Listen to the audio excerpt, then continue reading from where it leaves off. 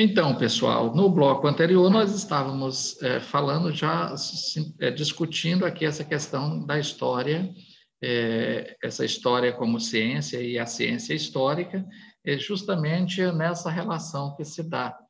E como a história ela é vista a partir desse conjunto de transformações realizada pela ação do homem, né? Porque nós vamos, a partir das nossas ações, nós vamos criando essa história. As ações do poder político, as ações da geração de renda, as ações que vai interferir no econômico, daí nós temos, inclusive, a linha de história econômica.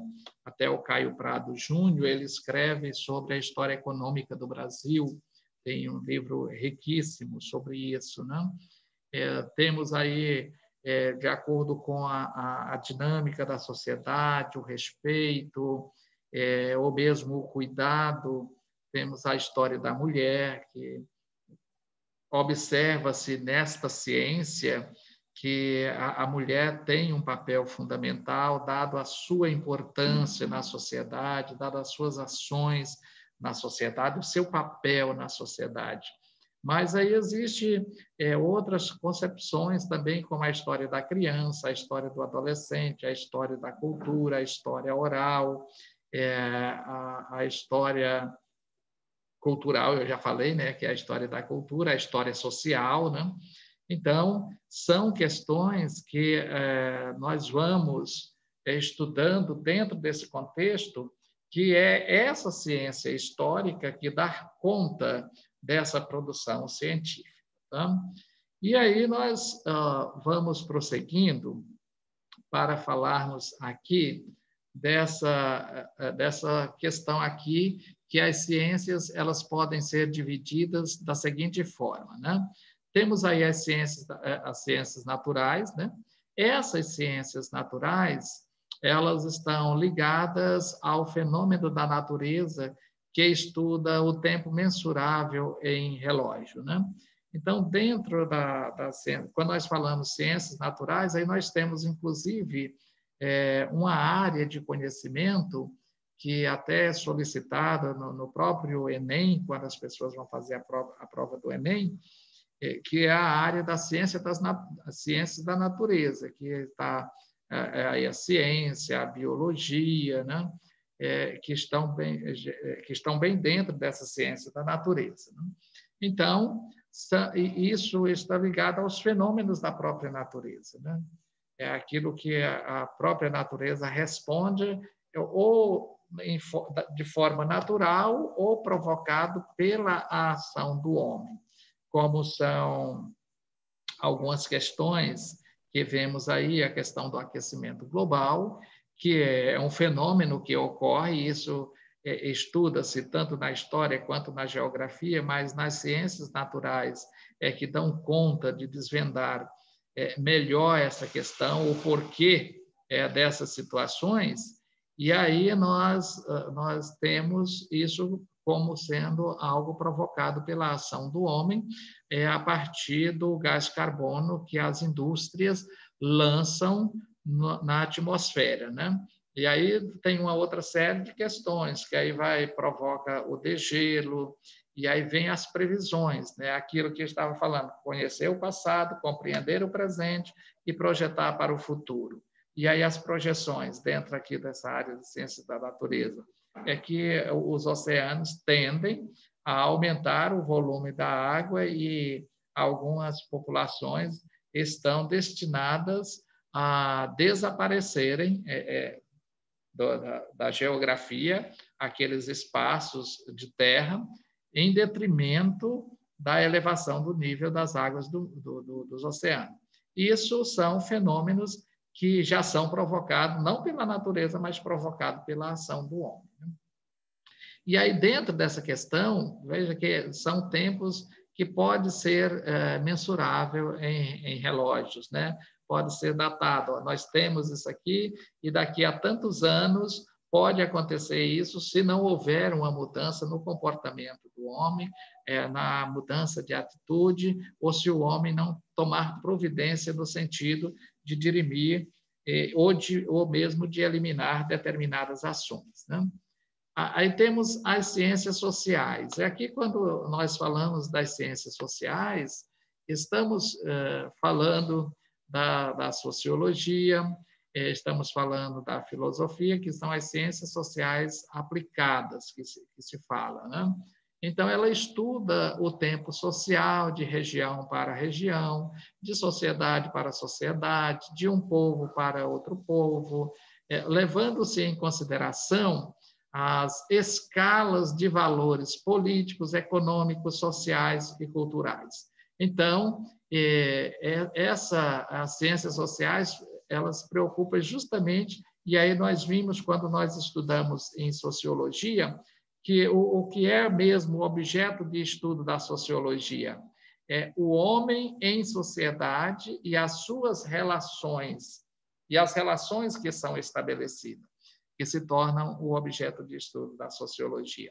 Quando vamos para a antropologia, que também entra na área das ciências sociais aplicadas, ela estuda o homem no seu desenvolvimento, na sua concepção de se humanizar, tanto lá do ponto de vista dos primitivos, que vão se humanizando, agregando valores, aquilo que estão sendo posto na sociedade, acompanhando essas transformações, mas sem perder essa capacidade de se humanizar e de reconhecer-se no outro, e saber que o outro é tão importante para mim, enquanto eu me considero importante para o outro também. Aí entra aquela fala que eu fiz anterior, de que nós não vivemos sozinhos em comunidade, nós não vivemos sozinhos em sociedade. Até quando mas eu tenho que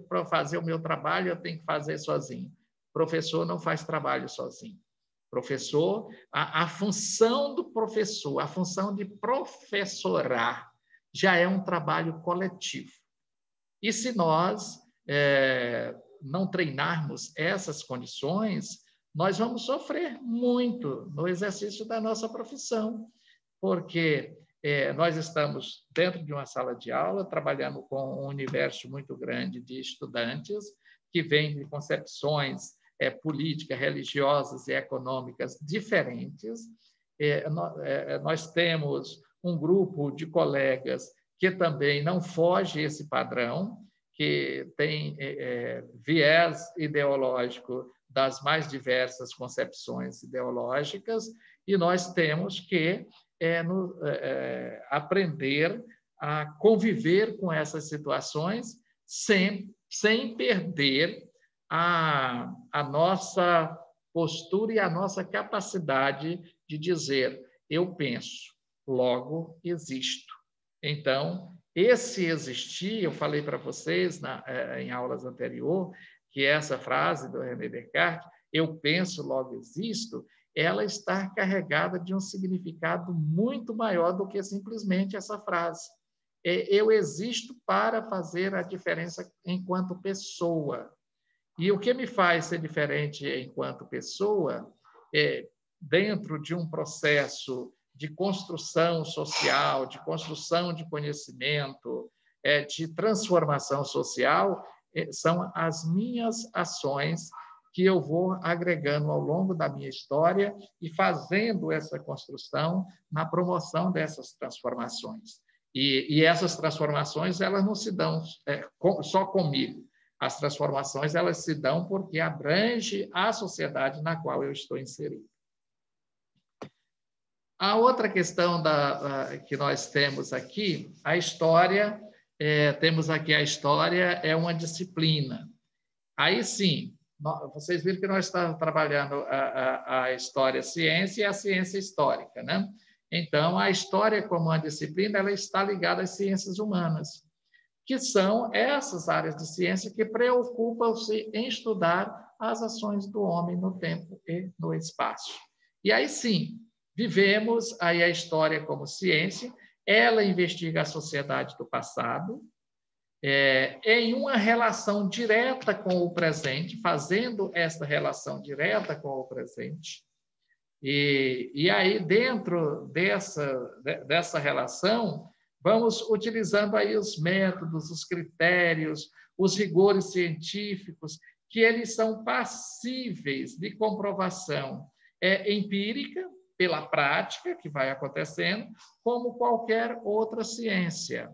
Então, nós temos os laboratórios de história, e os laboratórios de história não são comprovações por microscópico, não, até a gente utiliza para descobrir e fazer aí uma história da sociedade dos passados.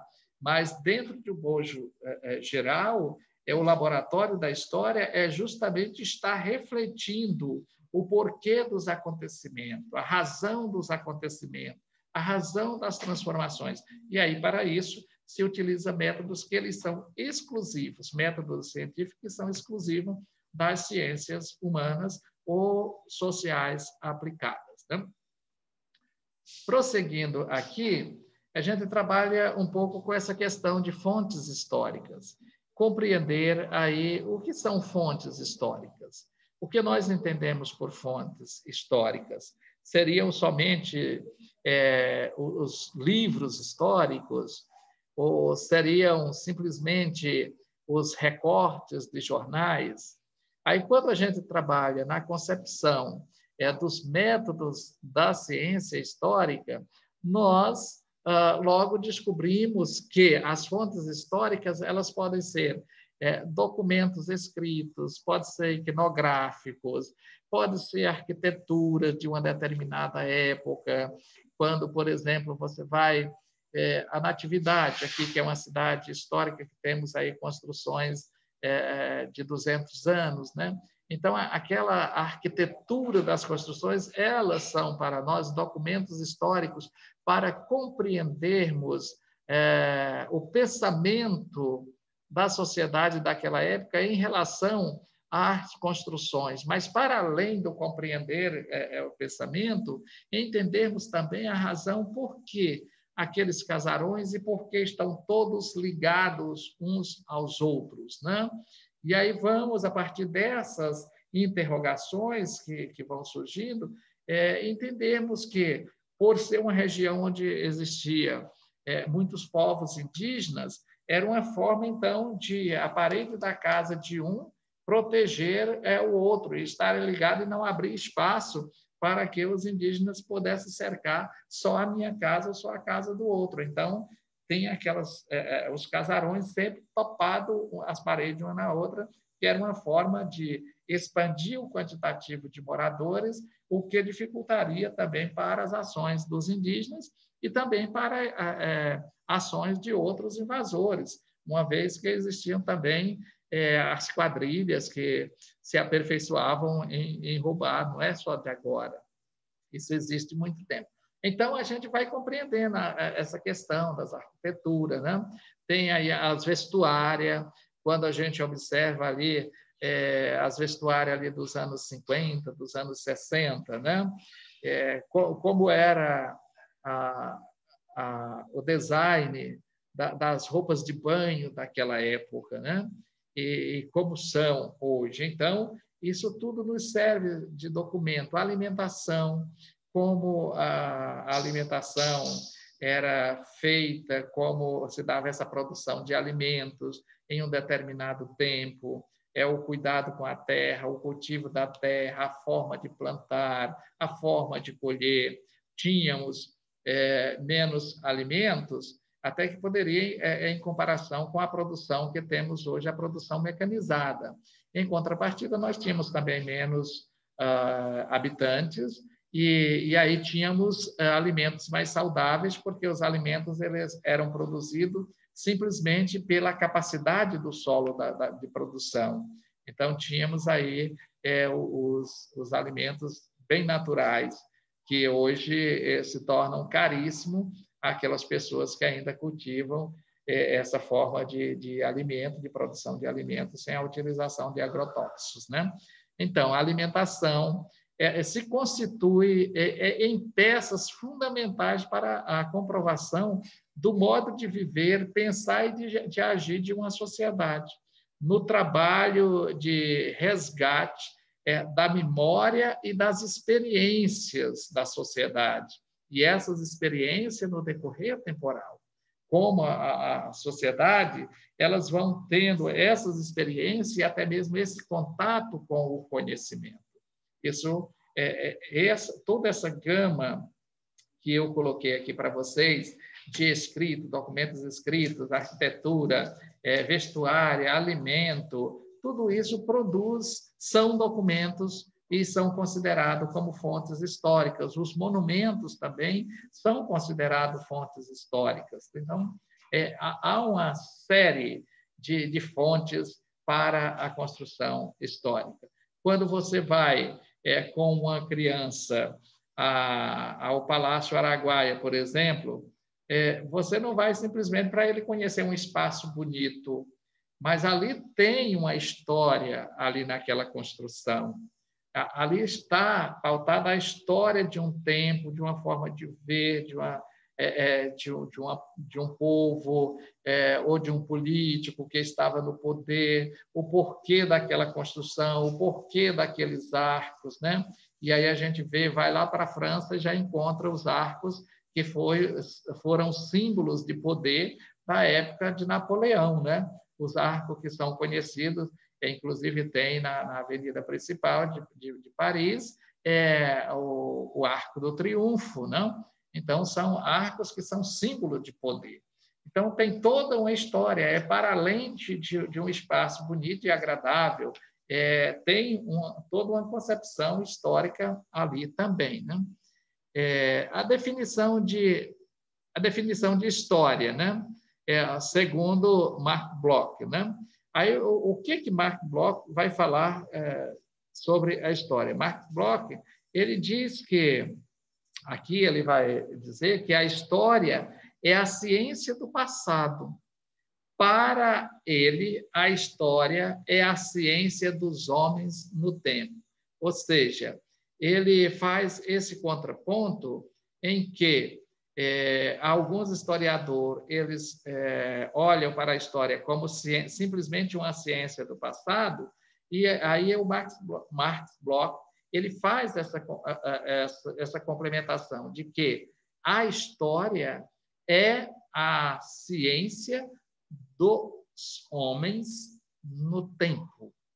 Então, a partir do momento que existe homem na face da Terra, no decorrer temporal, vem acompanhando este homem a história. E é essa história que vai se constituindo enquanto ciência por buscar a compreender as ações deste homem no tempo e no espaço. Então, a história torna-se, assim, a ciência dos homens no tempo.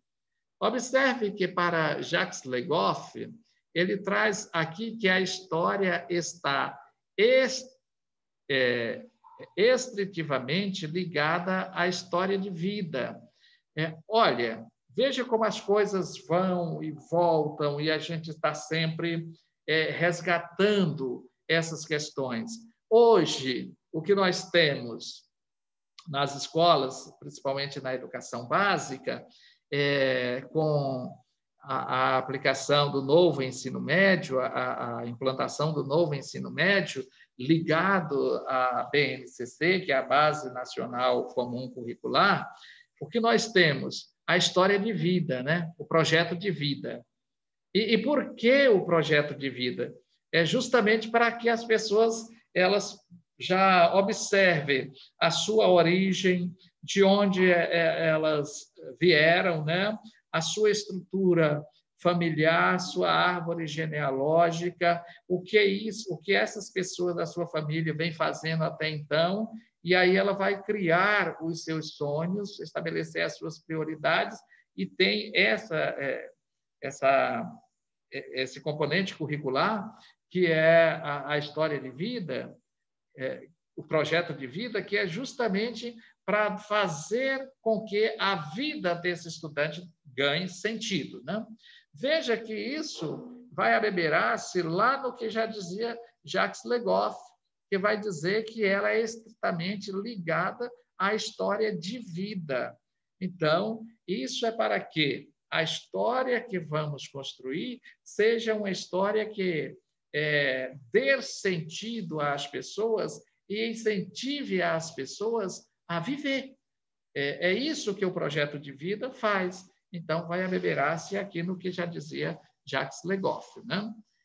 A história nacional e a história sagrada. Como nós vamos discutir essa questão aqui da história nacional e a história sagrada, né? Vejam que aqui a primeira Constituição brasileira, que ela foi outorgada lá por Dom Pedro I, em 1824, ela garantia a instrução primária para todos os cidadãos do Império, né? Então, veja, e aí eu faço uma ressalva, e nós trabalhamos isso em História da Educação, a Constituição outorgada e a Constituição promulgada, né? Quando nós falamos de uma Constituição outorgada, nós falamos do que fazem os poderes ditatoriais. Cria lá uma comissão para elaborar o documento e dizer: essa aqui é a Constituição do meu país e eu vou governar de acordo com o que está aqui. Quando ela é promulgada, é porque ela passa por todo um debate em um congresso constituinte, que se chama Congresso Constituinte, porque estão voltados para a elaboração da Constituição, e aí, a partir dessa elaboração da Constituição, ela é feita pela representatividade que as pessoas têm, porque as pessoas elegem os representantes para ir para o Congresso Nacional para representá-los. Então, esses representantes meus e seus, eles vão discutir aquilo que é considerado de melhor e de mais seguro para mim e para você. Então, nós somos representados por esses políticos, os deputados federais e senador, no caso da Constituição Estadual, pelos deputados, no caso dos municípios, a lei orgânica dos municípios, somos representados pelos vereadores, né? Mas nós os elegemos para eles nos representar. Então, nós temos aí uma Constituição que ela é promulgada, porque ela juntou os anseios de toda a sociedade. Quando ela é outorgada, é porque é feita de acordo somente com a vontade do governante, né? E isso acontece mais nas sociedades e nas nações ditatoriais. O que aconteceu aqui na Venezuela, as alterações da Constituição que ocorreram aí nesse percurso dos últimos 8, 10 anos do poder político na Venezuela. Bom, e aqui nós temos a história nacional e a história sagrada, e observamos que dentro desse contexto, dessa história nacional e a história sagrada, temos aqui que constava a obrigação de ensinar, ler, escrever, as 4 operações, a gramática, a língua nacional, né? E a língua nacional era a língua portuguesa, né? Os princípios da moral cristã e a doutrina da religião católica cristã. Então, quando a história entra aqui nesse contexto da história nacional e história sagrada, ela entra justamente contando, aí tem bem a concepção da história do passado, de estar ligada ao passado, mas dentro dessa estrutura social do presente, de estar valorizando a doutrina religiosa cristã, da Igreja Católica, de estar escrevendo, as pessoas aprenderem a ler, as pessoas aprenderem as 4 operações de conta, as pessoas aprenderem a gramática, que é um caso sério hoje, né? A língua, essa língua nacional, a língua portuguesa, e os princípios da moral, né? O que era considerado como moral, as normas que eram estabelecidas pelo cristianismo, então isso é que tinha que ganhava esse campo da produção historiográfica também. Prosseguindo, nós temos aqui ainda que o desenvolvimento do ensino de história no Brasil ele estava ligado à história sagrada, ou seja, justamente a essa concepção da história sagrada, esse modelo de apresentar a história dos heróis, né? dos considerados grandes personagens da história, como o Duque de Caxias, como o Tiradentes, como o Dom Pedro I, o Dom Pedro II, como o Borba Gato. Então, a história estava ligada a criar essas figuras quase que mitológicas para valorizar os feitos destes homens, que era baseado na história sagrada. Por que eles dizem baseado na história sagrada? Porque a história sagrada ela era elaborada justamente criando grandes personagens para os seus registros, apóstolos, os profetas, os patriarcas, aí vem os discípulos, eu já falei, né? As autoridades políticas da época. Então, vem aí dentro desse contexto, né? E aí nós temos a história no plano curricular. No plano curricular, a gente observa a história aí, ela tem ela vem aqui dentro, ela foi incluída dividindo o seu espaço com a história sagrada, né?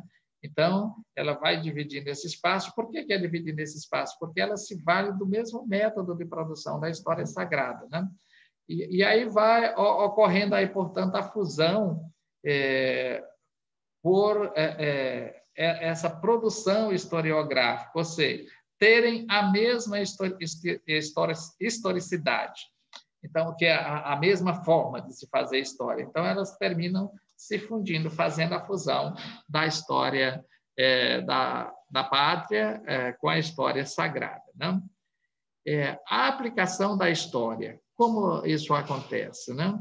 Aí tem a história nacional ou civil, que isso acontece, ela destacava os grandes temas, como o berço do monoteísmo, a antiguidade clássica, Grécia, Roma, entre outros, né? Essa é a história universal e a história civil, que vai levar em consideração somente esses temas que estão ligados a essas questões que eram considerados como relevantes pela Igreja e, portanto, passa a ser o produzido também para a sociedade, né? Então, dentro ainda dessa concepção, nós vemos a aplicação da história. Aí a história sagrada, ela se atentava à providência divina, fornecendo as bases para a formação cristã, né?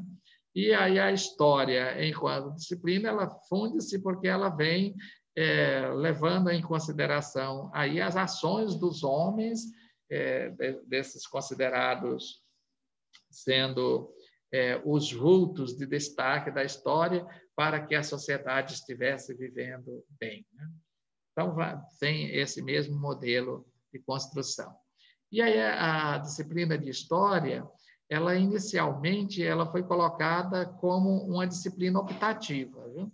Ela não era obrigatória, era colocar lá como optativa, e aí os estudantes optavam por estudar ou não, né? Em nível nacional, era colocada como facultativa, ou seja, dentro das unidades federativas, e aqui nós vamos chamar das províncias, era optativa. E no plano nacional, ela entrava como sendo facultativa ao ensino elementar, né? Lá no ensino elementar. Então, veja que é nesse cenário que a história vai sendo colocada no currículo, né? E aí o que nós temos aqui é a história como disciplina obrigatória. Quando isso acontece? Aqui surgiu com a criação do Colégio Pedro II, que ele foi criado no Rio de Janeiro para ser um modelo de instituição de ensino para as províncias. E o Colégio Pedro II, inclusive, era o único colégio que era mantido pelo poder central, ou seja, pelo imperador, e servia de modelo para que as províncias pegassem o modelo pedagógico que eram aplicados no Colégio Pedro II para construir as suas escolas nas suas províncias, tendo o mesmo modelo didático, pedagógico e organizacional e curricular também do currículo da escola, né? Que aí temos que compreender o currículo também nesse contexto da escola. Veja que dentro do modelo francês, essa construção vem dentro desse modelo francês, o ensino era voltado para o conhecimento clássico e humanístico. Vejam que eram destinados à educação dos cidadãos proprietários e escravagistas, né? Então, ela entra no currículo como disciplina obrigatória dentro desta concepção e desta compreensão da sociedade, dessa sociedade de proprietários, de grandes proprietários, e, ao mesmo tempo, escravagista, donos de pessoas também. E aí ela entra aí no currículo como sendo uma disciplina obrigatória. E aqui usa-se o nome disciplina porque era esse o nome que era dado, né? Veja que a história do Brasil ela seria usada na legitimação de um Estado nacional laico, né? Essa era a proposta da utilização agora de um Estado nacional laico. E esse Estado nacional laico, pelo menos pela lei, isso vai acontecer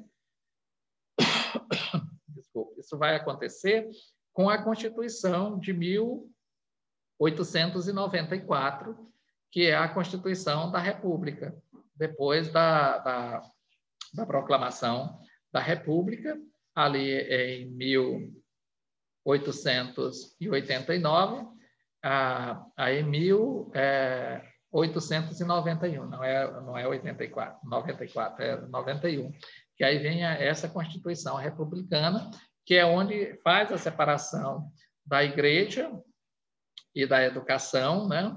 Portanto, faz a separação também da igreja e do poder político, aí esse Estado se torna, portanto, um Estado laico. No início do século XIX, aí, o currículo humanístico, ele colocava a história como uma disciplina literária, tida como formadora do espírito, ou seja, para compreender como eram os homens, sociedade, compreender a sociedade, compreender as sociedades que eram chamadas de sociedades clássicas, os gregos, os romanos, os egípcios, os hebreus, essa história das civilizações. O currículo científico, mais técnico e prático, é adequado à memorização que se propunha ao país. Aqui era memorização mesmo. Eu lembro perfeitamente que a gente recebia, às vezes ia para o intervalo, não? E aí voltava do intervalo, tinha lá um questionário de 15, 20 questões para a gente decorar, e era tomada essa lição, né? Oralmente, você ia, o professor fazia as perguntas e você tinha que responder. Então, a história era aprendida assim. Eu ainda participei desse momento. Não sou tão velho assim, mas ainda tive esse momento aí, né? Aqui nós temos a bibliografia que utilizamos para essa aula de hoje, que é Legoff, ou Jacques Legoff, História e Memória, Campinas, de 1996, mas estamos estudando essa história como memória, e também os PCNs de História aí de 2001. Assim, nós chegamos aqui ao final dessa nossa aula de hoje. Aí eu vou agora parar a gravação para podermos conversar. Bem extenso, né, a história. Parece que aqui não está querendo pausar, ela está de mal comigo, né? Mas eu acredito que pausou agora. Então, veja, a história ela é interessante, tem todo esse percurso. E nós, enquanto professores dos anos iniciais, precisamos ter essa compreensão dessa construção histórica. E aqui sim estão os fundamentos para o ensino de história. Nós estamos trabalhando essa primeira parte aqui com os fundamentos. E aí, mais para frente, a gente vai apresentar formas de metodologias para se trabalhar a história. Alguém de vocês tem alguma dúvida, quer fazer alguma pergunta? Nós temos agora 55 segundos para encerrarmos. Ou está tudo tranquilo, né? Não, por enquanto temos, eu penso que cada um, acho que a gente rever a aula de novo, né, para dar uma fixada bem, porque é muito conteúdo, né? A gente acho que vale a pena dar mais uma estudada, né? Essa aula já está postada, os slides, eu vou subir agora os vídeos, né, para criar os links e colocar lá o link da aula 2, né? Os links vão estar sempre, de cada aula, estão dentro daquela aula, né? Então, eu vou subir e disponibilizar os links lá já para vocês, se quiserem rever a gravação, estarem à vontade. Pois não? Boa noite. Professor, ontem eu tentei abrir os links lá para mim ver, não tinha como, não.